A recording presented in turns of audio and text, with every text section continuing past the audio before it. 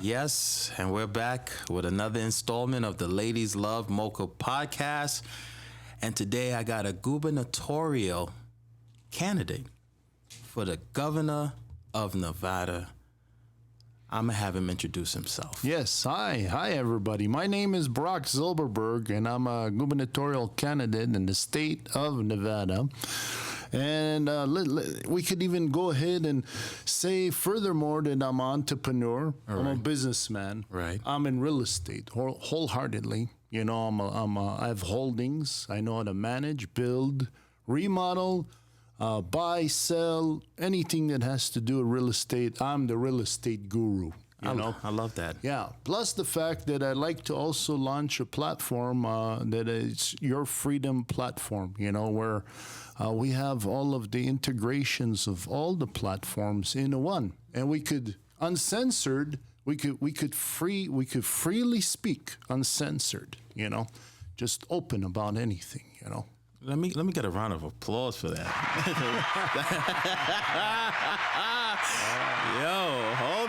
Yo, listen, bro. You said a lot. Freedom.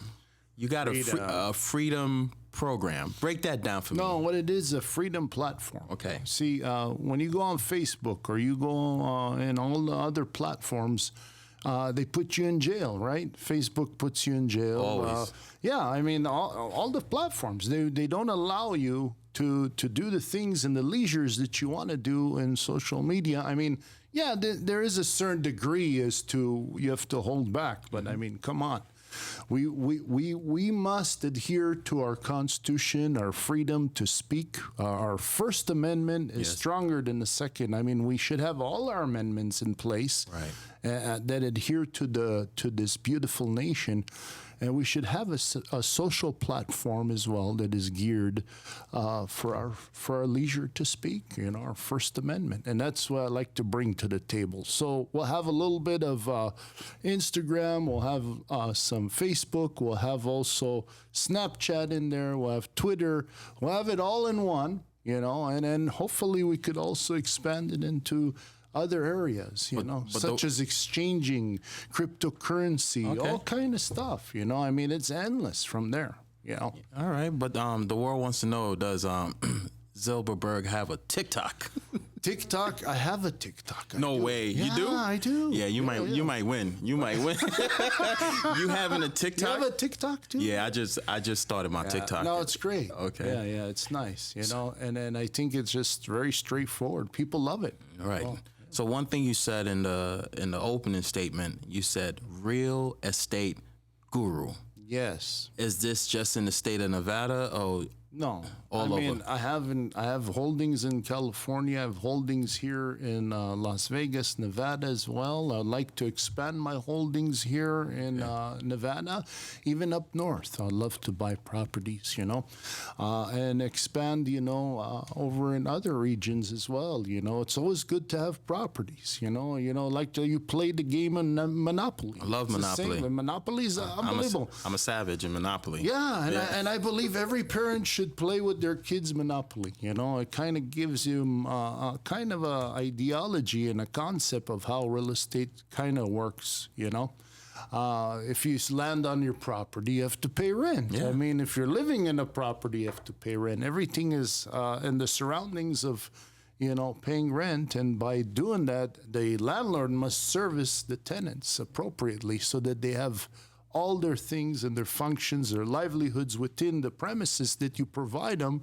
So you have to do your part and they do their part, and it all works out beautifully. Yeah, and, no, I love that. Yeah, and plus the fact that there's also other avenues of income, such as Airbnb. So you could have a property and go ahead and Airbnb it, you know, and you could even expand your income, you know, in those senses. Now, I would like to create affordable housing here, you know, as a nonprofit organization. I have the Zilberberg Foundation. Love that.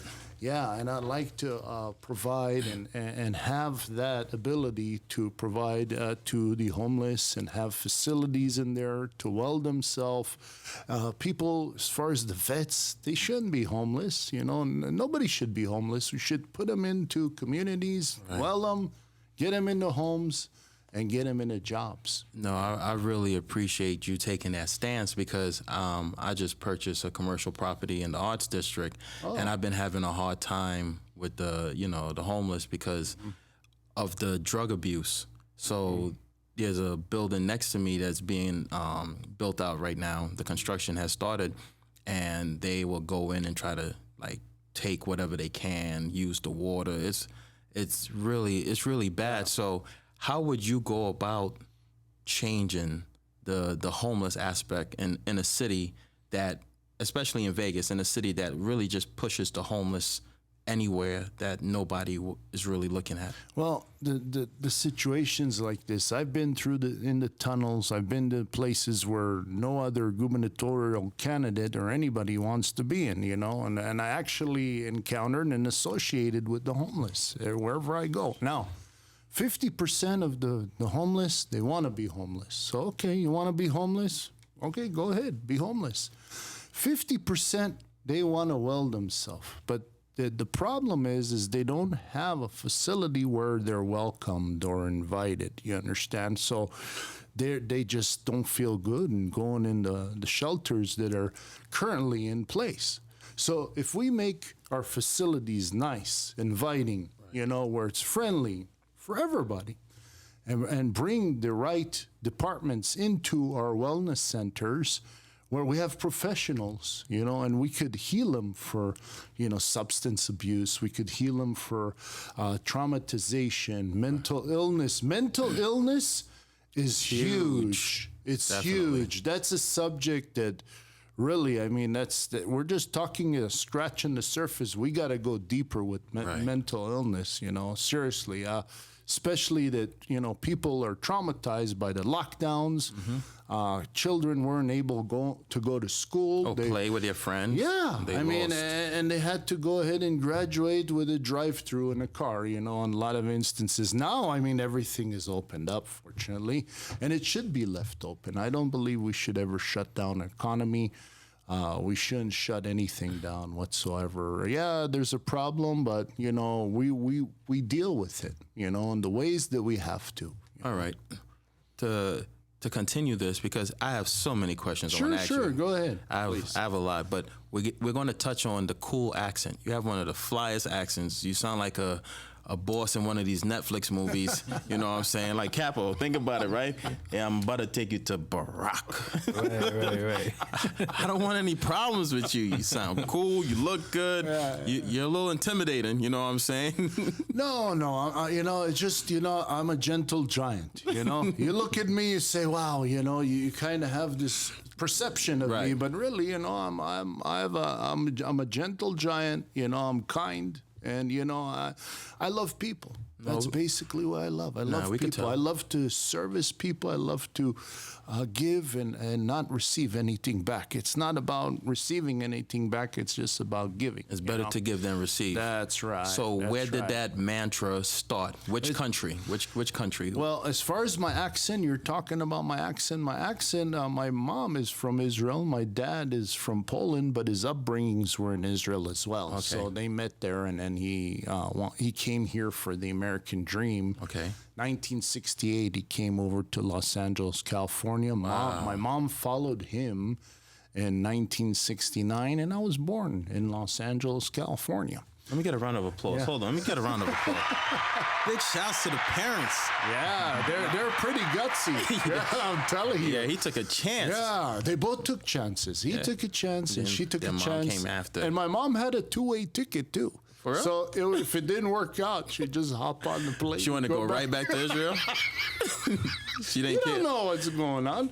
So she took a chance, too, but it ended up a one-way ticket in the end of the day. So my mom spoke Hebrew to me. Okay. And that was my first language.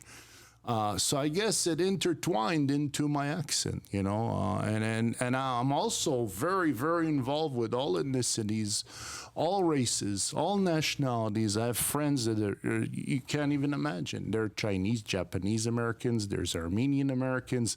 It's endless. Italian Americans. It's endless. But we are one family. Yo, definitely. You know why we're one family? Talk to Because me.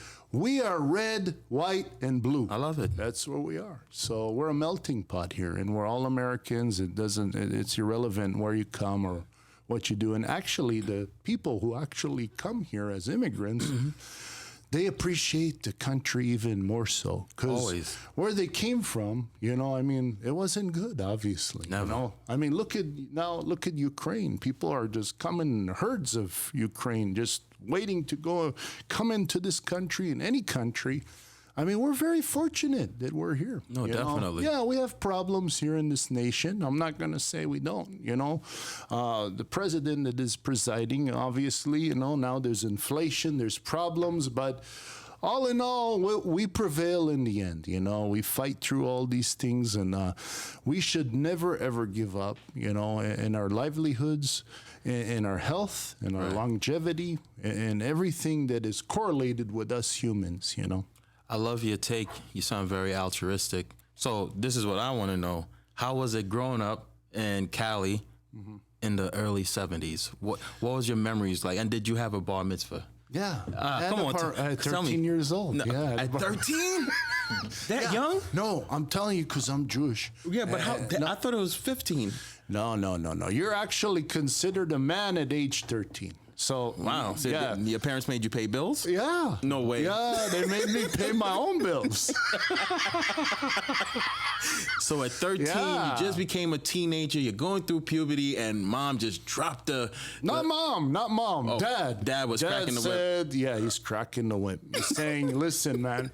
You want your alligator shirt? You want your polo shirt? I ain't giving you a polo shirt or alligator shirt. What's going to happen is you're going to work for it. You're going to buy it yourself, and that's what I did. I said, listen, I ain't going to wait for him. It's just easier to go and work and save my money and buy whatever I wanted to buy, And then the whole ideology of me being home, my dad, you have to understand, his parents come from a Holocaust environment, right, where there's, 6 million Jews were decimated, just for no reason. Really sad. Yeah, and my grandparents, they actually survived. So they taught their children, the ideology, like we didn't have anything, we didn't have food, we didn't have this, we didn't have that. So always make sure you save your money. And that's what was structured in his head. And then he said, okay, they put me through the ringer. So guess what? I'm going to put you through the ringer as well, my father. And I just have so much respect for him. And I just listened, along the way. Never spoke back, and I was just looking and articulating as to what's going on in the house. Yeah, in the house, there's many things. There's good things you see, bad things. But all in all, these are your parents. Yeah.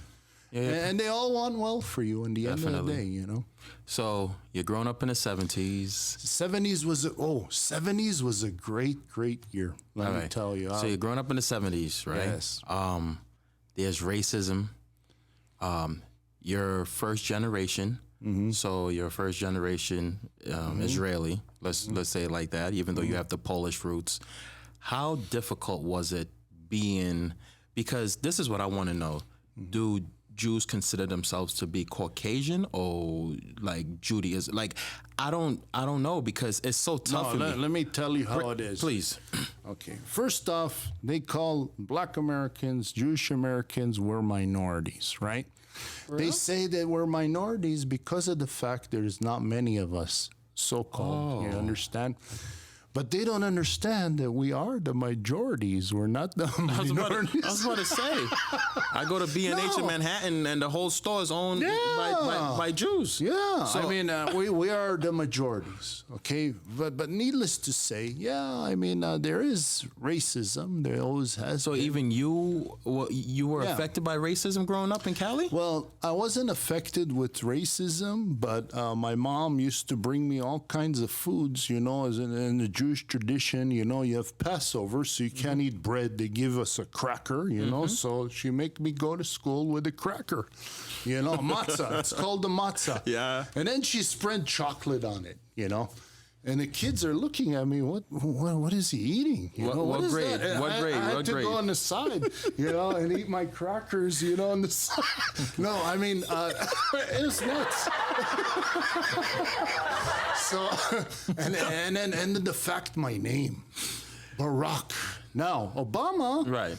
He was called Barry because Barak is hard to pronounce, so they call me Broccoli, Barak, bark like a dog, all kinds of stuff they calling me. Barak Zilberberg.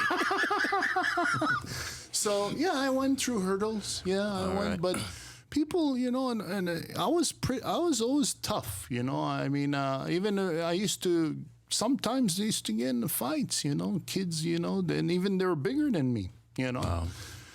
But I never stood down. I always stood my ground, and I was pretty solid in what I wanted to do and how I want to do things, and nobody ever detracted me of what I want to do. And even though I get beat up, I come back up. I like that. And I just keep going. So, what made the move? What made you transition from California to Nevada? to the Silver State? I love this state. It's beautiful. I love it. What made you move to Nevada? Well, I've been here 13 years, actually. Nice. Because I have a second home here. And I was going to and from, I just love the fact that, this city is the undisputed capital entertainment of the world. As far as hospitality, as far as service, there's nowhere in the world you get the service, the food, the culinary, the amenities. Even the sun is great. The sun is beautiful. Vitamin K all day. Yeah.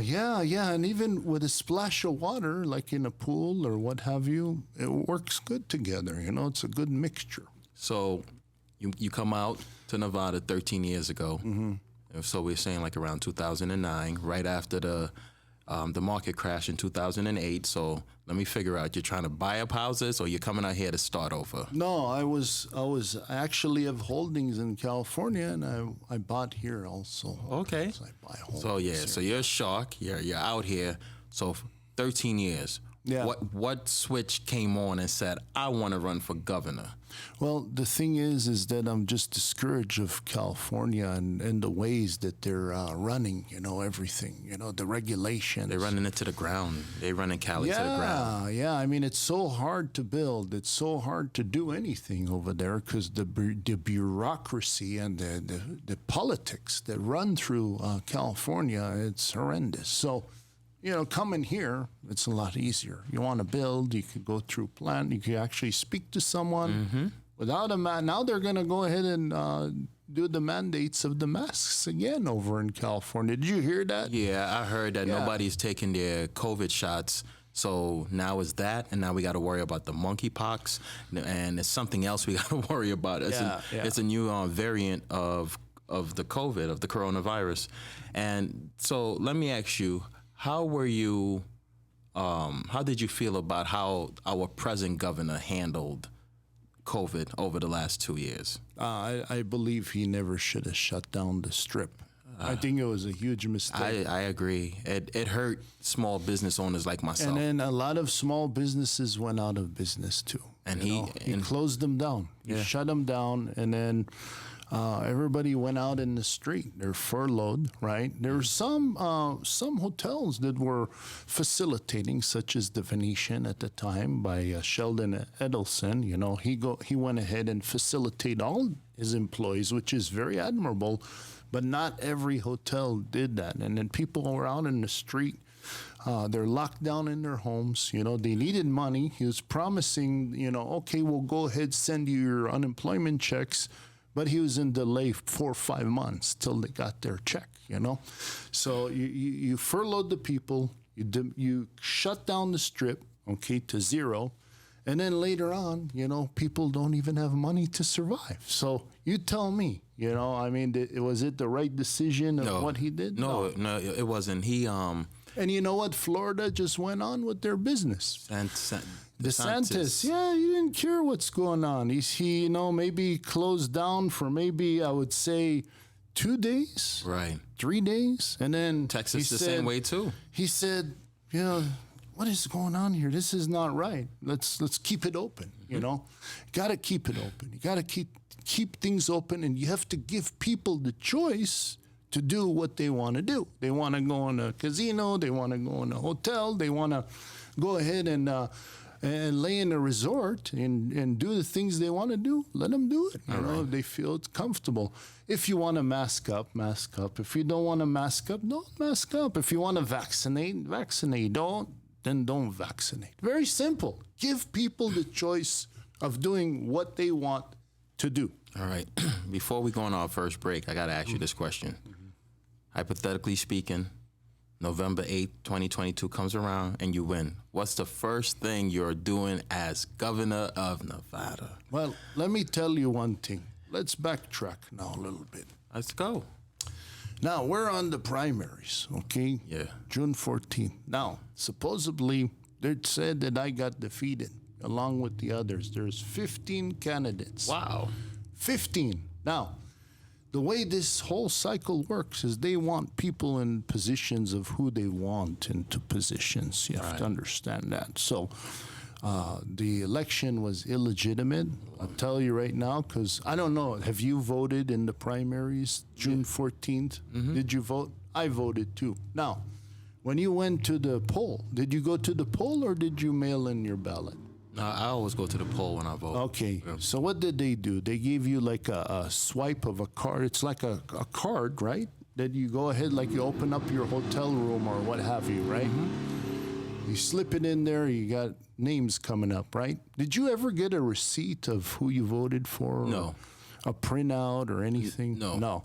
Okay, so you're done, right? You took that card out of the whole machine or mechanism that you stuck it into, and then you go into the reception, and then he tells you to drop it into a box. There's a slit and then a box. No receipt, no nothing. How do you know if you voted for me? So everything is corrupt then? Yes. Again? Yes. So they basically they want people in positions of, you see, you have to understand, Mr. Sheriff Lombardo, he's been here for 30 years. He hasn't done a great job being a sheriff, I tell you right now. However, they promise things to people, and they're very good friends, him and Sisolak, you know, very tight, you know, and also the chairman on the Republican, the GOP, very good friends. They're all very good friends, well connected. So even if Lombardo wins, let's just say, it's like having Steve Sisolak in office, you know, and then if he loses Lombardo, then Sisolak will be back in office. It's very simple. Everything is geared and controlled, okay? Nothing is enabled for the people's choice here in Nevada, which is very sad. You know, it's very, very sad. And I tell you, I won the primaries. I shook thousands of people's hands. I was shaking everybody's hands. Everybody's saying, I'm voting for you. I'm voting for you. Everybody's enthusiastic. I'm saying, hey, you got to vote on June 14th. If you look in the Ballotopedia, I guarantee you that my votes went to Sheriff Lombardo, 100%. Wait, hold on. He won the primaries, supposedly. He didn't win. He stole the election. Allegedly. Okay. You always got to say allegedly, all right? Because we have to... Do we have proof? Do you have proof? And that's what we got. So the whole thing is this, and we're going to take a break after this because this is juicy. This is what I call spicy information. Yeah. I mean, Vegas wasn't built on winners. It was built on losers. So we got to come back and address that. But we will be back with a word from our sponsors.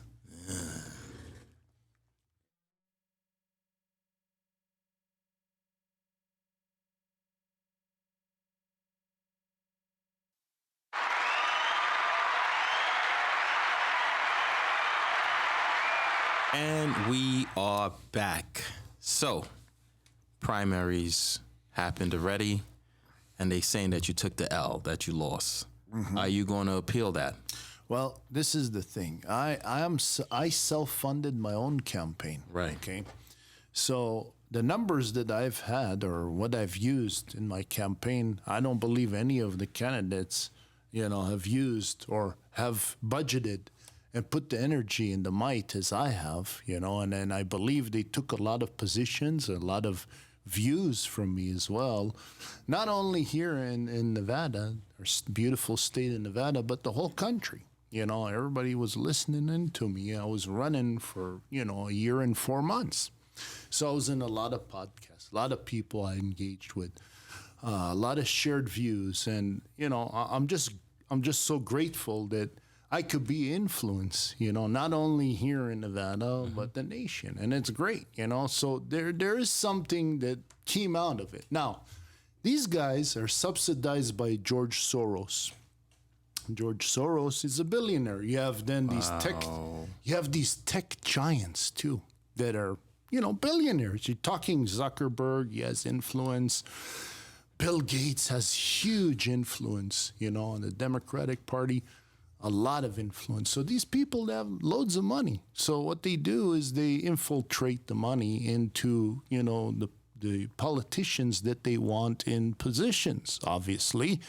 So they could grow from billionaires, they could be trillionaires, and they could go in all arrays of industries and what have you. So it's a matter of, I believe, greed. It's not anymore. It's not a matter of what is right, what is wrong. I believe it's just a matter of greed. Now, how do you do it? You do it with corrupt, crooked politicians, How do we combat corruption? How do you combat that? What we got to do is we have to have righteous, honorable people in these positions, and we have to have business people that are, all these people like Biden, he's been already 40, now he's almost 50 years, in politics. That's too long. But you know what? It doesn't work. Obviously, it doesn't work. I mean, if he has the experience of 50 years, let's talk about this. All right, let's go. Okay. He's 50 years. Mm-hmm. He's been as a senator. He's been in all positions, vice president. Now he's president, right? He has all this experience, but look where our nation is headed. Look which direction we're going. Look how everything is diminished, and we're in a recession. People say we're not in a recession. No, we're in a recession, 9.1%. Yeah, we are in recession. So a person as such with so much experience, he's a politician. He's not a businessman. So if you are able to run a business, a successful business, like Trump, have employees, have people that you have to pay. You see, as a businessman, you have to, as far as you have employees, it's inevitable. They have families, okay? So not only they rely on you, their families, their children, they all rely on you. So it's not about, as a businessman, it's not about you. It's about the people, your employees that are working for you. So you make sure that they have the jobs, they have the capacity of as far as facilitating for their families. So you have to keep them working. Okay, and that's how you do it. That you're always under the gun as a businessman. So if you know how to run a business in profitability, then you can run a state, you can run a country as well. And not file bankruptcy. Now Trump, he filed bankruptcy many times. But I mean, we all know this. You know? He built the Taj Mahal over Atlantic City. He went belly up. He filed bankruptcy. He knew all the rules and the loopholes, and he used it, to his advantage, obviously. But that really isn't an entrepreneur, as far as if it doesn't work, then I'll slip out with a bankruptcy or, I never filed bankruptcy in my life. I always pay my bills. I always pay my employees. I always pay everybody around me before I even put a bite in my mouth. Do you understand what I'm telling you? I will not eat if my people are not paid. That's how it is. Well, I'm the last person to eat. That's it. Well, that's what bosses do. You mentioned the sheriff Lombardo having 30 years. You mentioned Biden having 50 years. Now, do you think they do not want to give up that position of power? Yes. It's free money. Yeah. Well, what it is they already know, what's going on. You have Biden, he has a son, he's in Russia and Ukraine and in China. Biden. he's flying all over the place, okay? And his father is in the forefronts, and he's supposedly working for our country. But really, he's not, because what he is he has agreements and pacts with other countries, and they're facilitating a lot of money into his foundations and his organizations, and that distracts what is right. That's the problem, everybody pays their price. There is no free lunch. Not at all. There is no free lunch. So what you do is what you get back. That's what life is about. It's like a boomerang. Right. So, he's figuring, I'm old already.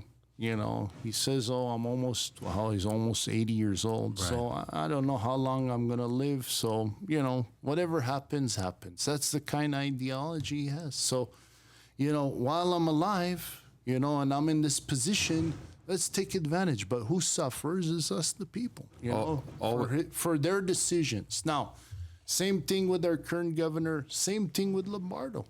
Same thing. These are politicians. These are career politicians. They're using their powers to their advantage. Their influence, like you said in the beginning. So let me ask you a question. How long is a current term for governor? 2 or 4 years? 4 years. So for the next 4 years, so we had 15 candidates, and now we're down to how much? Well, now we're done. Through the primaries, supposedly there is a winner. Supposedly. Okay. So now let's just say, hypothetically speaking, Lombardo wins. In the next 4 years, are you willing to giddy up and challenge him again? Well, I would like to run for president. That's what I like to do. In 2024, I like to run for president. I like, you know what I'm saying? I like where he's headed with this. Yeah.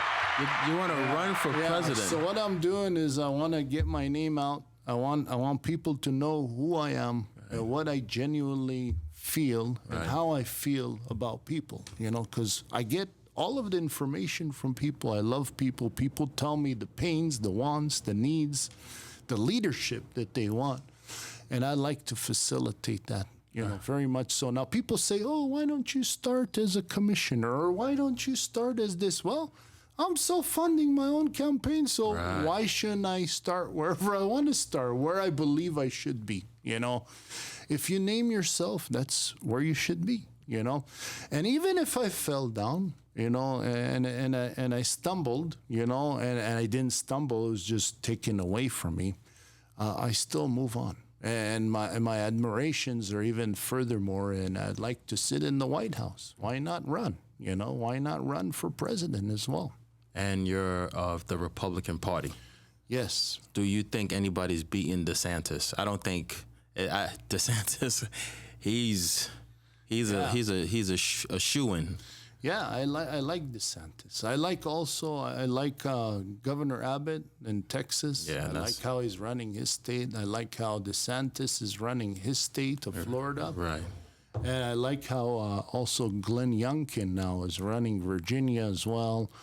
I just like the way everything's ran as a business, and that's how it has to be ran. It's you're the CEO of the state.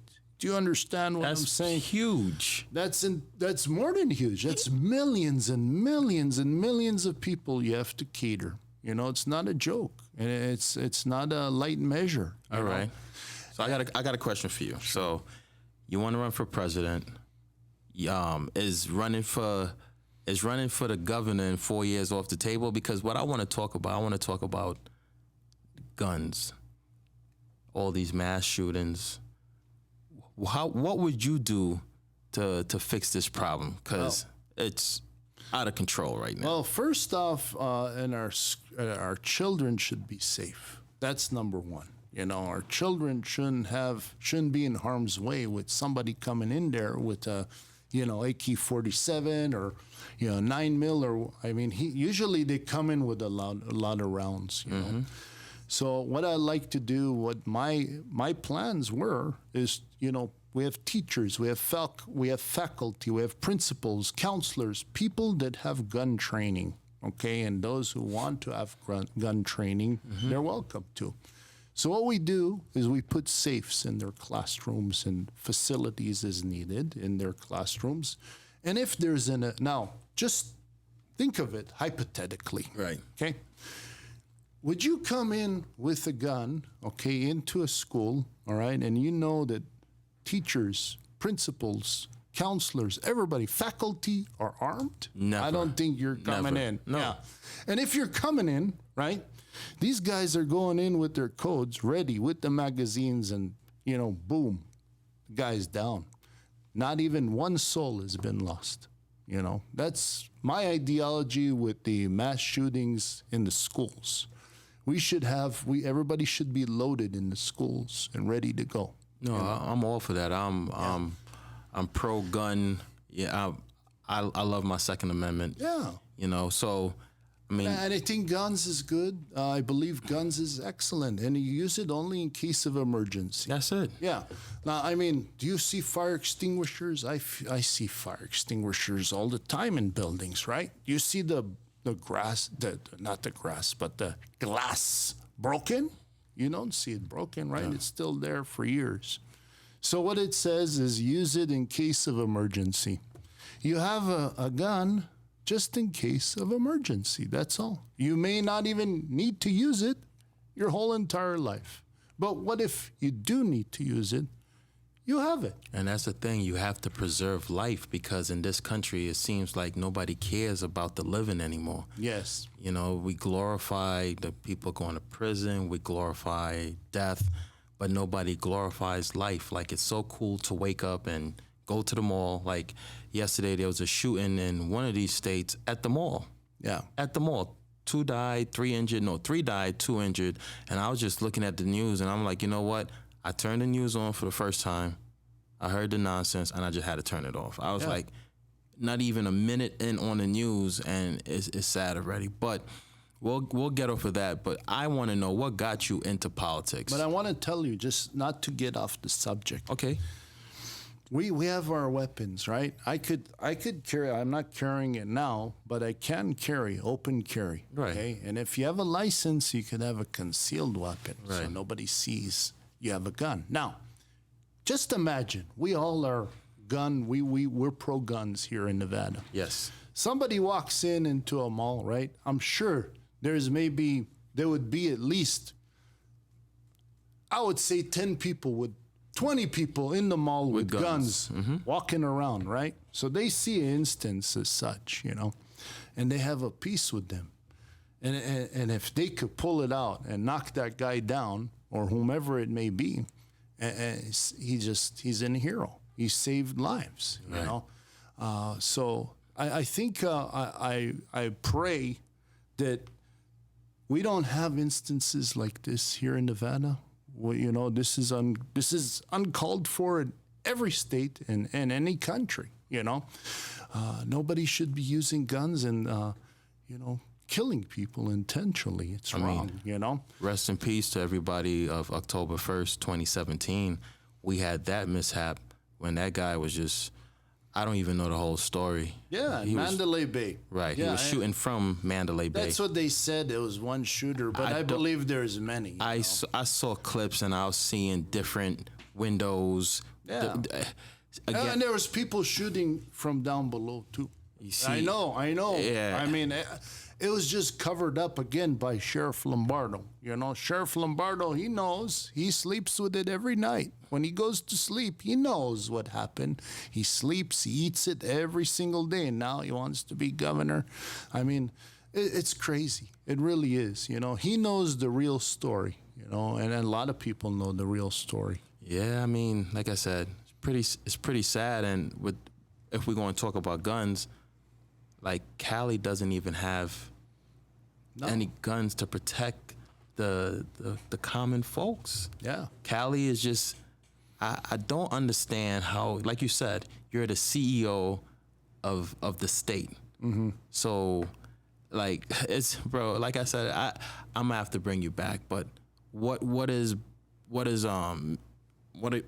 your next step? What do you want to do? Why you asked me why did I go into politics? Yeah. Okay. Why I went into politics? Because all I saw all my life is lies. Okay, you see these politicians, right? They're talking and promising, and they want the votes, right?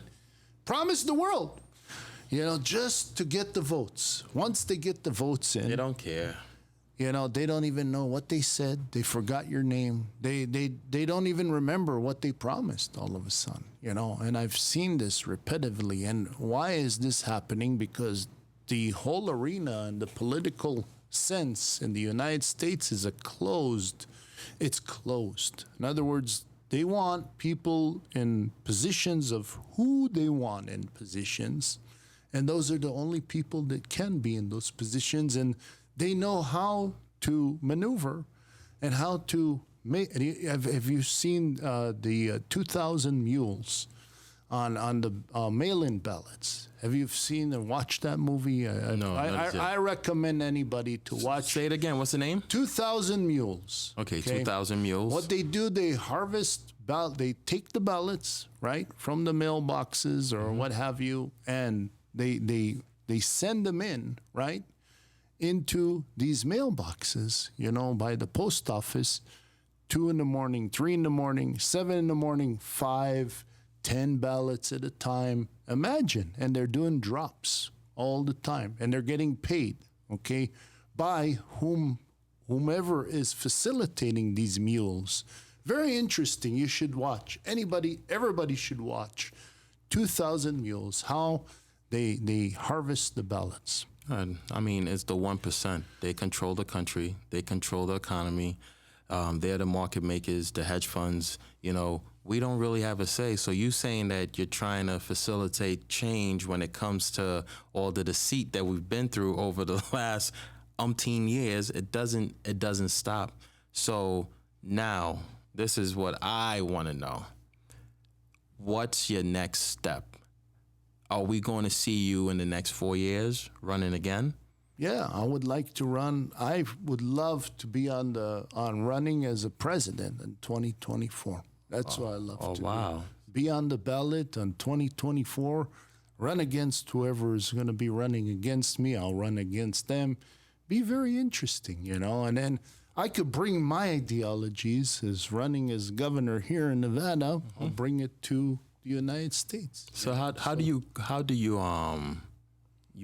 raise funds to I self-funded, but now this time around, You're right. This time around, I would like to raise. I would like to prepare myself a little bit better. Right. Whereas I have people that are following me, people of influence, people that can help me and help my campaign. Whereas I don't need to self-fund it. People that believe in me, people that know what I want to do and what direction I want. Right. And my direction is very simple. It's just for the people, by the people, and with the people. Very simple. I am to cater to you. Okay, you're not to cater to me. I'm just a servant in catering to you, to the people. So people like my positions, people like what I have to say, then hopefully I could gain a support behind me and, go ahead and run for president. It'd be nice. I don't have much time, though. I have 2 years. Yeah, 2 years. So how are you going to get a team in 2 years? Yeah. I'm gonna get. I'm working hard. I'm out there. As they say, grinding.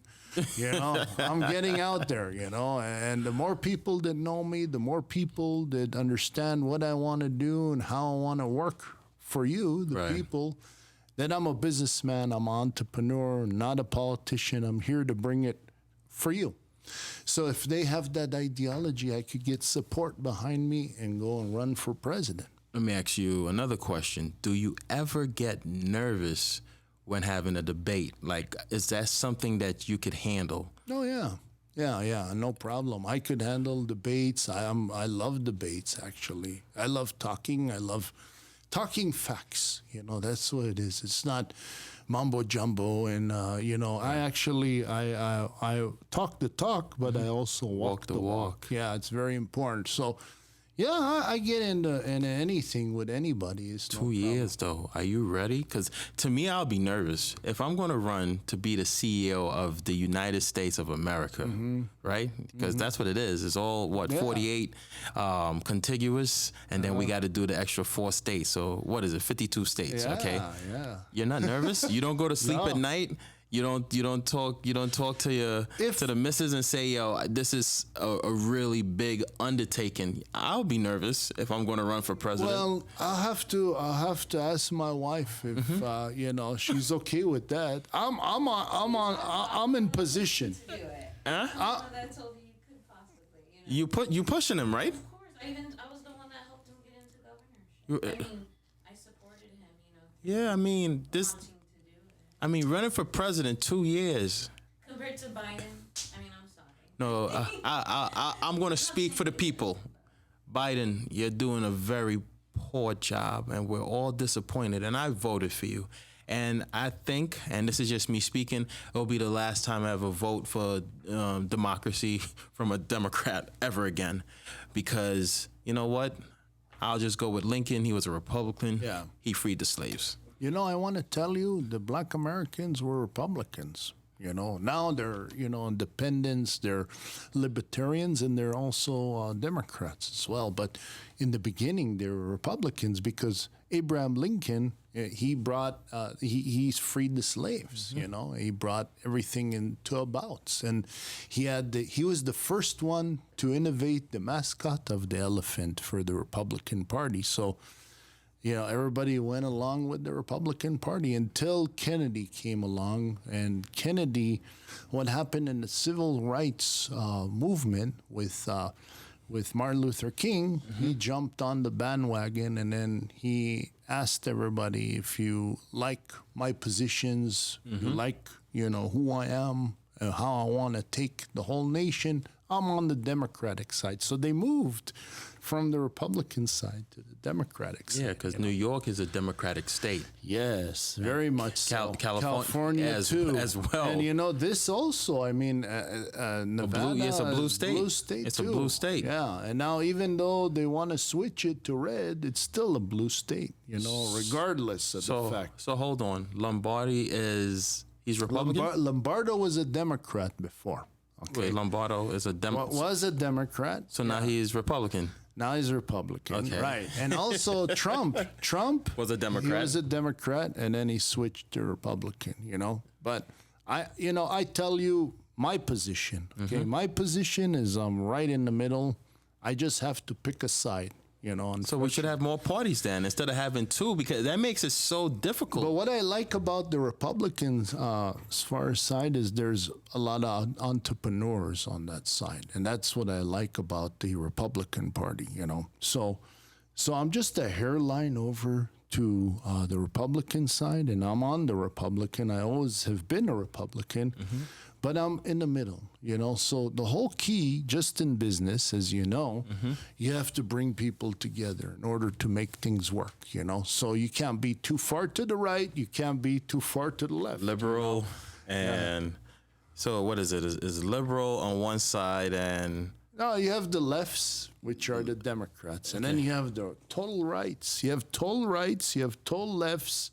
And nobody is listening to one another, right? And supposedly they're fighting with each other. Always.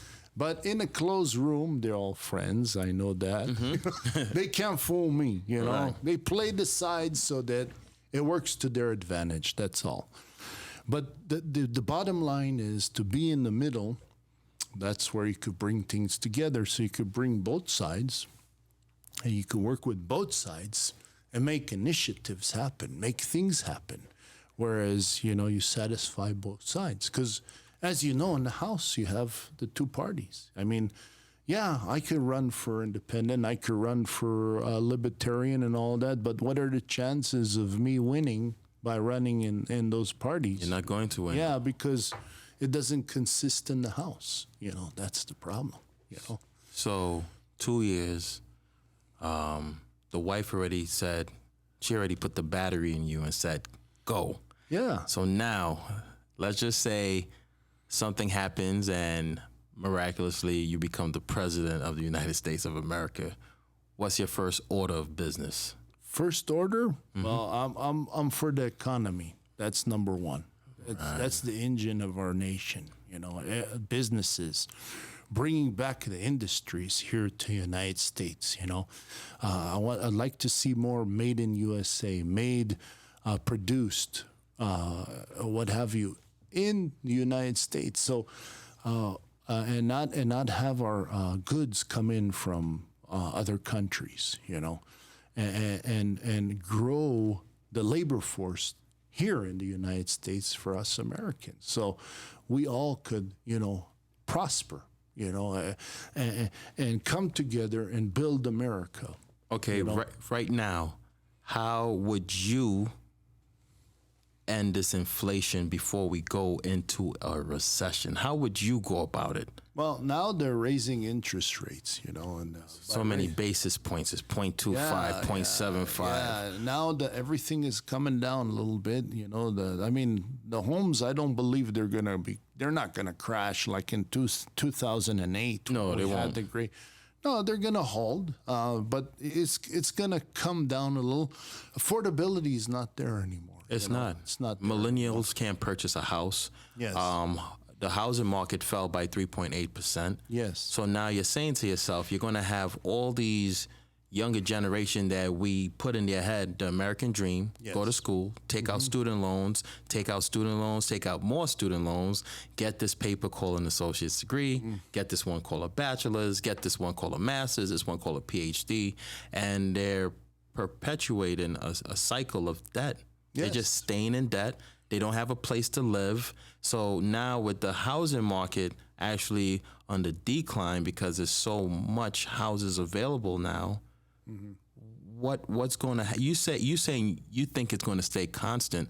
I'm saying I think it's going to actually crash because if Biden is at 9.1%, but I heard yesterday he's in double digits with the inflation, first time since the 1970s that we've been in these inflations, because I hear a lot of people say, yeah, well, my grandparents bought a house at 11%. I was like, whoa, so here it was just during the pandemic, my interest rate was 2.75. Well, what's happening today is this is not like 2008. In order for you to buy a house, you actually have to have, impeccable credit. You have to substantiate your income. You have to show your income, and you have to have positions in the homes. Some they have programs, like the VA programs and all other types of programs that are loans that are more lenient because those people have served, and they put their lives on the line. Yeah. Of course, so they deserve that, but. Just a normal person, working either in a job or have their own company or they're in businesses. I mean, you have to substantiate proof that you can purchase that house. So people are in good positions with their properties these days. Some of them are with either cash or with a substantial down payment, with impeccable. And that's what we have to teach our children in our schools. We have to teach them, at a young age, that's my vision, 7, 8, 9 years old. They actually learn how to obtain a home, how to obtain as far as a home, how to obtain a loan, financing, trades. They don't mention trades. All they do is they interpret, you need continued education. You need, like you said, you need debt. Some kids, they don't want to continue their education. So there's other avenues of making money, and that's through trades. Like I am a plumber by trade. Oh, wow. Yes. So I started in plumbing, and from plumbing, I created a business and an empire. Just off a trade, electrical, HVAC, plumbing, framing, foundation, because, in the building. They all go together. It's hand in hand, I mean, what are you going to do? You don't have air in your house, right? And you're just going to choke? No. You're going to call a provider. HVAC. HVAC service tech, he's going to come. He's going to tell you what you need, what he has to do, and you're going to tell him, oh, no, you're going to think twice. So, it's a needed thing. It's an essential good. Housing is essential, too. People need to live. people need to work as well. So real estate is an essential item. So my advice to everybody is go into the essential sector of what people need: food, housing, roof over your head, place to work, things that are in trades that are needed.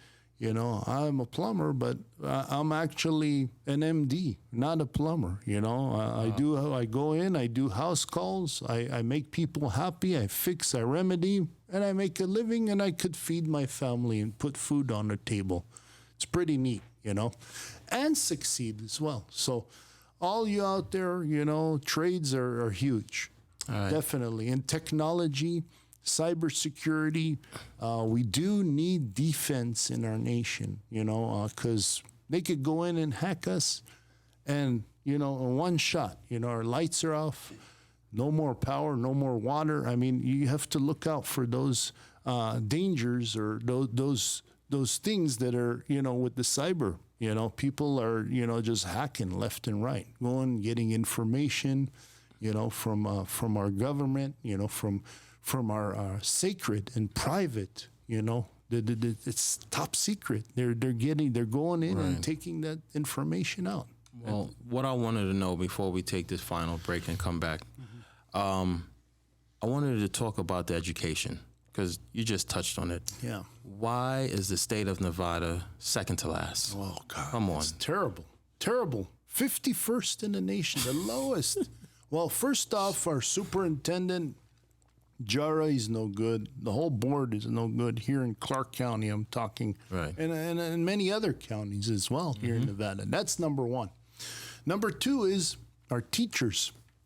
Some of them they're not getting paid. You know, they're not well paid. They should have enhancements in their salaries. Okay, we have to get more teachers, and we got to get more recruitment of, you know, competent teachers that can teach our children. That's number two. Number three is, like I mentioned, we have to have those curriculums in our schools. So when they're graduating high school, they either know they're continuing in a trade because they already went through it at a young age and they practiced it all throughout. They identified their talent, you know. Once they identify their talent, they move through that curriculum throughout the whole high school agenda. And then you have job recruitment, you have military recruitment, and then not only you have military recruitment, but you have you could go and open up your own business as well. We have programs for small businesses as well. So you have all of those arrays for our children, so they're not lost. When they graduate, they know what they're doing, and they're moving along. Yeah, and but that's it.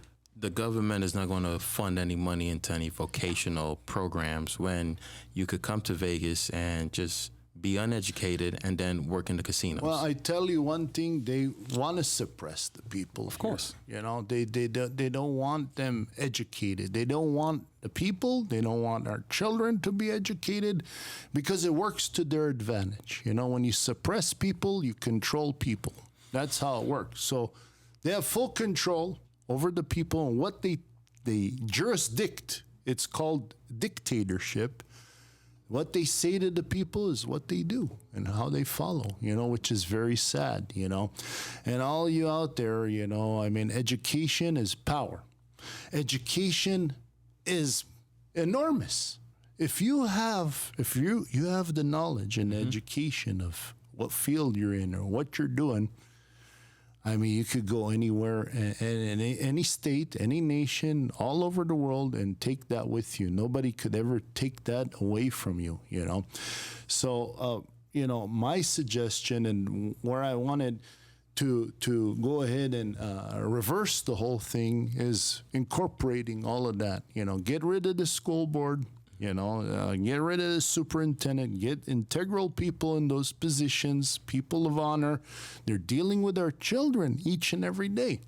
And then get rid of the racism and the critical racism, because there's no reason. That will never happen. No, because, you know, I've been to Clark County. I've been to, you know, the sessions over there. And, you know, there was a teenage Black American girl dressed herself as, she was humiliated. She's going into school. She's getting racial slurs and in Vegas, in the hearing, in the hearing in Clark County. She was there with me. My wife was there. We both heard this, and people voicing themselves. The whole direction has to change in our educational system and must be changed. Must. And we should have also array of other things aside from the casino, like you said, and the hospitality industry. We should have manufacturing. We should have all kinds of other arrays for our children to enter. I like that. We're going to take a break and we'll be back with the final. You know what I'm saying? This guy has so much information, such a great way to look at it. And in 2 years, let's see if he's up for it. Presidential candidate, Barak Zilberberg. I love how your name sounds. But we'll be back. Let me get a round of applause, though. I'm learning. What you're doing, you're teaching me right now. Hold on. We'll be back. Mocha.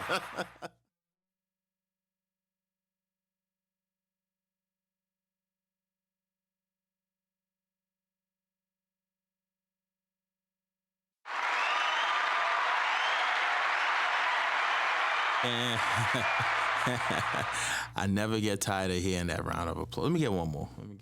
I don't know. It just... Yo, seriously. I think you have like one of the coolest names, but tell the viewers how to get a hold of you. I kind of want to talk it into existence and say presidential candidate Zilberberg. Your name it's so cool to say, Zilberberg. Yes, Zilberberg is two mountains of silver in German. Zilber is silver.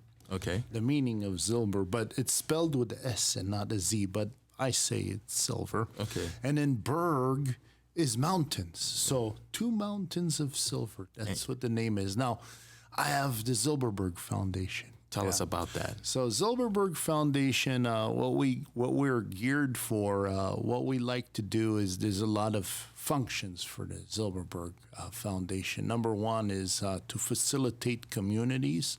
We want to build low-income housing so that everybody, all Nevadans, have a crack at being a homeowner, and they are going to be a homeowner. They don't have to rent. So we make it affordable for them, for all Nevadans. They have to be Nevadan Americans. I like that. Yeah. So everybody has their own home. Okay. Nobody kicks them out. Nobody says, "Oh, we're raising your rent." You have your own home. Okay. And given and said all of that, I would like to provide that. That's number one. Number two is we want to get the homeless out of the streets. Please. We want to get them back into communities, into wellnesses. We don't give up on anybody out there. Everybody has a chance. Maybe others have given up on them, but we're not giving up on them. So that's number two, the homeless. Number three is we like to enhance the educational system for our children. Yes, that's please. number three. That should be number one, but I'm just going, off the points, bullet points. So we got the educational system we want to go ahead and enhance, which is much needed. Create growth and prosperity. Create good energy, and good vibes so everybody can reciprocate that, and take it where they want to go. And then thirdly is we have to cure cancer. And Amen. fourth, we have to cure cancer, and we have to find remedies, which I know there are remedies already in place. So people, they just, they could get out of it. It's safe to say everything's corrupt. Big Pharma's corrupt. Everything's corrupt. And then the other thing is mental illness. Mental illness is huge. It's huger than huge. And we need to concentrate and emphasize on mental illness to cure, our people, to cure our children in ways that will help them, and in advance and get them into positions where they want to be. So your foundation encompasses all this. All of that. Let me get a round of applause. I like saying that. I like that. I like that. So how could people get a hold of you on Instagram? Well, you guys could go ahead at Barak Zilberberg, BarakZilberberg. Okay, go ahead and Instagram. I'm on Twitter. I'm actually on YouTube as well. Everything is Barak Zilberberg, BarakZilberberg at gmail or .com, which is I have a website as well. And then if you like what I have to say, you love my material, what have you, I have a store on my website. You can buy t-shirts, mugs, hats, all of the good stuff, apparel. In addition to that, there is contributions you can or you may want to contribute. So it could be as simple as $5, $10. It doesn't, anything helps, so that I can run for president, so you guys will help and support my campaign, for me to make a run as president. All of your help would be appreciative. All right. So, on the money, Capo. So, in closing, before we close, I'm gonna ask one last time. Capo, get the camera on me real quick. My man Capo's on top of everything today. So before we close, right, I'm gonna ask you this question. Are you truly, because I want to be the first one on this podcast to say, you heard it on the Ladies Love podcast first. Are you presidential candidate to be Barak Zilberberg gonna run 2024? Are you going to run? Yes. You sure? Yeah, I want to run. Okay. If my wife's on board with me, I'm on board. All right. Well, because it takes two to tango. You can't dance by yourself. I like that. But I have it in my heart. I always had it in my heart. I have it in my soul. Even in the run here as governor, I had it in my soul, in my heart. I gave it all. I gave my everything. And we commend you. And that's what I'm going to do as running as president as well, and I believe I'll have an upper hand because people will say, we should have voted for him or we should have done something so that this guy would be in position as governor of Nevada, and later on, everything is in time, people see it. And hopefully you give enough time and they'll say, wow, we should have voted for him, but actually now he's running for president. Right. So, not only Nevadans will vote for me, they have friends all over the nation, and my name will get out, and hopefully I can be in positions in Pennsylvania Avenue in the White House. That would be really nice. And then I could really make a difference throughout the nation. And we look forward to that. Yeah. Ladies Love Mocha podcast with Barak Zilberberg, episode 6. Capo, let's take this out with a nice round of applause again. We need more what you call it again? We need sound effects. We need more sound effects. Right? Give it up, baby. Let's go. Thank you. And also I appreciate you having me here. Thank you so very we much. appreciate you. Yeah. Thank you, Mocha. We appreciate you. Come on, bro. That's love. Yeah.